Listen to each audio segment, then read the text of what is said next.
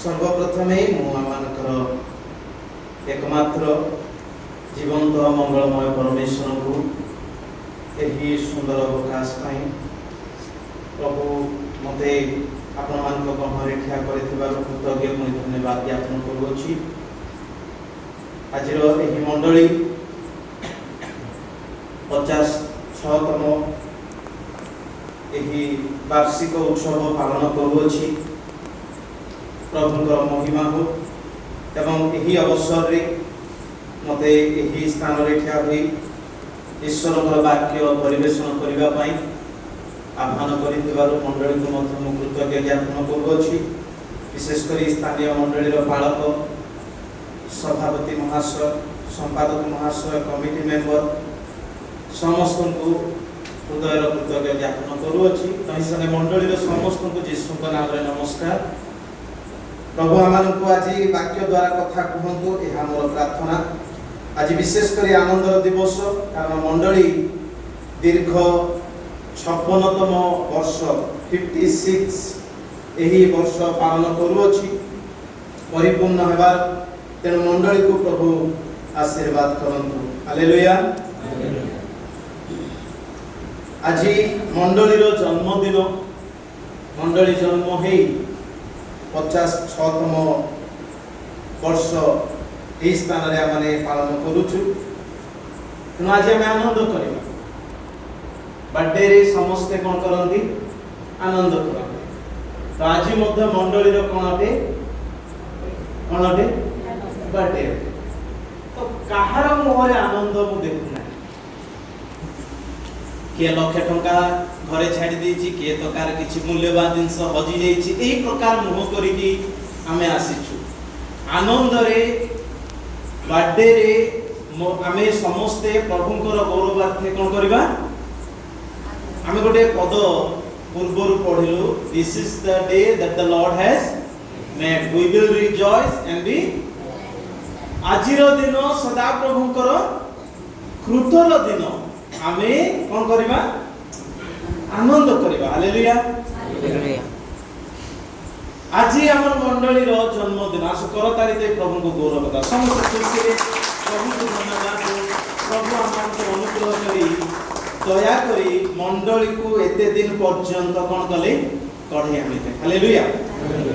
किंतु मो वाक्य कहवा पूर्व गोटे अनुरोध आज यही समय माध्याकर्षण शक्ति काम न करू।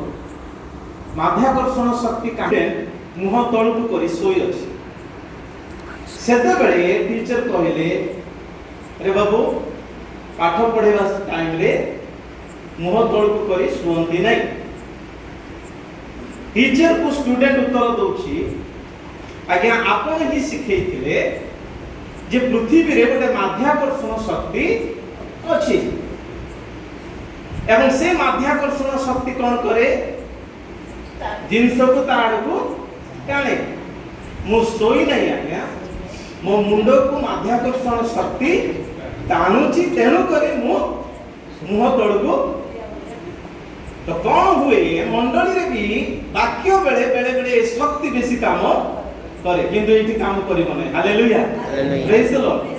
गीत गाइला बेले सब उद्योग थांती वाक्य आसला बेले सब कोन ढोळे ढोळे सुनते। आसंता काली ढोळेबार अवस्था कोन हे तार वाक्य अछि किंतु आज आम माने ईश्वरकर महानता को आज आम स्वीकार करू तांको गौरव रे पढू।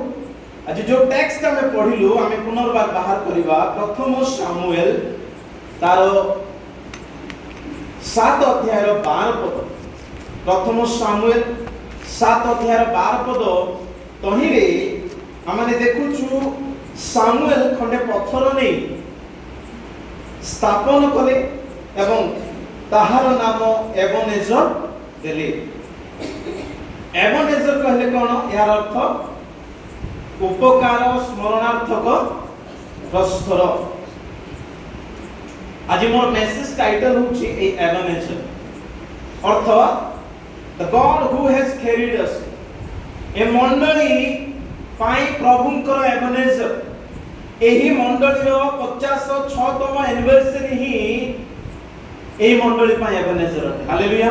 कारण प्रभु प्रथम वर्षरु 56 वर्ष पर्यंत उपकार करी आनिछन्ति। से दिन सामुएल गोटे पत्थर को स्थापन कले।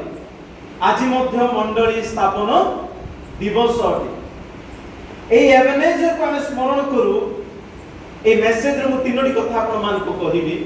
तीनोटी विषय आज हम आलोचना करू एवं प्रभु को ठारे धन्यवाद एवं गौरव। ए मंडली को भाबे गॉड्स फिंगरप्रिंट, प्रभुंकर फिंगरप्रिंट अटे। प्रभु अनुग्रह करी मंडली को कढी आनी छंती। आमे हमर मंडली रो पास्ट को देखू, आमर जीवन रो निजर लाइफ को आमे देखू। प्रभु केते अनुग्रह उत्थान पतन रे मध्य आमान को स्पिरिचुअली कढे की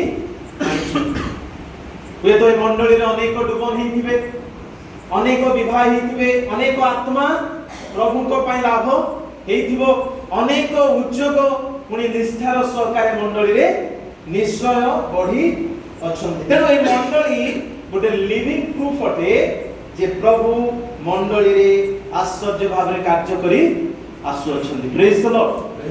से प्रभुकर महिमा हो, कारण प्रभु मंडली पई चिंता करंती आ ए मंडली को प्रभु रक्त दे किणी अछंती। ए मंडली को किणीवा पई प्रभु अपना रक्त देई अछंती। तेनु मंडली हमें प्रभु को पई योग्य हो आ तांकर आशीर्वाद को ए दिन मान करे हमने ग्रहण करी मंडली आशीर्वाद रे परिपूर्ण हो। एथि पई तीनोटी विषय आमे निहाती आज आलोचना करी प्रभुंकर सानिध्य रे वाक्य रे वृद्धि पाइबा पई चेष्टा करिबा।